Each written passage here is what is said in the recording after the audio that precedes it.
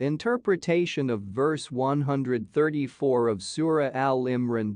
It is narrated from the words of Abu Hurairah that the Messenger of Allah, peace and blessings of Allah be upon him, said, "Strong is not the one who can knock down others, but the one who can control himself when he is angry." This hadith was narrated by Ahmad, al-Bukhari, Muslim, and others. It is reported that Abu Hurairah said that one day a man said, "O Messenger of Allah, give me advice." He said, "Do not be angry." The man repeated his request several times, and each time he said, "Do not be angry." This hadith was narrated by Ahmad, al-Bukhari, at-Tirmizi and others. As-Sati wrote, "The Almighty ordered to strive for the forgiveness of Allah and paradise, the width of which is equal to heaven and earth."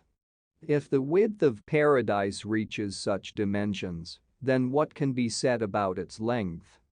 It is prepared for the God-fearing righteous who will become its inhabitants, since it is pious deeds that help a person get into the gardens of Eden. The Almighty described the qualities of his God-fearing slaves and said that they make donations when they are in trouble and when they are prosperous.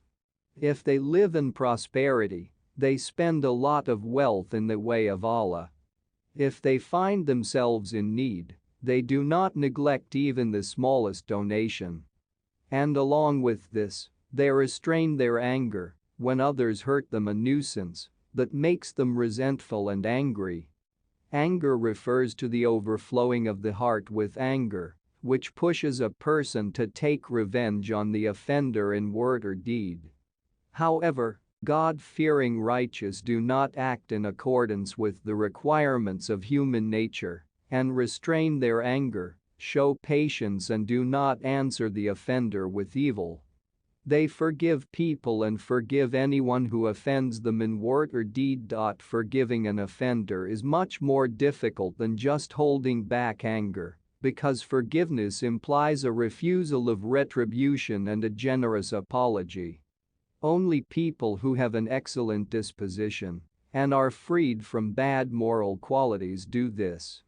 They make a deal with Allah, treat their slaves condescendingly, show them mercy, do them good, and do not want to harm them, so that Allah forgives them. They expect to receive reward only from their generous Lord and do not expect reward from miserable slaves. No wonder the Almighty said, "The reward for evil is equal evil." But if someone forgives and establishes peace, then his reward will be with Allah. Verily, He does not love the wrongdoers. After mentioning the restraint of anger and the forgiveness of offenders, Allah mentioned an even more beautiful, exalted and glorious quality. This is virtue, and Allah Almighty loves those who do good. Virtue should be manifested in worship of the Creator and in a kind attitude towards the creatures. About virtue in worshipping the Creator, the Prophet Muhammad said, "This is when you worship Allah as if you see Him, and although you do not see Him, He sees you." As for a good attitude towards creatures, a virtuous person should benefit others in religious and worldly affairs and protect them from evil in religious and worldly affairs, call them to do good deeds and keep them from reprehensible deeds, teach ignorant people and exhort careless sinners. To give people good advice in public and in private conversations, to help unite people, and to give them obligatory and desirable donations, regardless of their position and qualities. In order to do good to creatures, a Muslim must be magnanimous, must refrain from offensive words and deeds and endure insults of others, since it is with these qualities that Allah characterized the God-fearing slaves in the verses we are discussing. And if a person does so, then he properly fulfills his duties to Allah and to his slaves.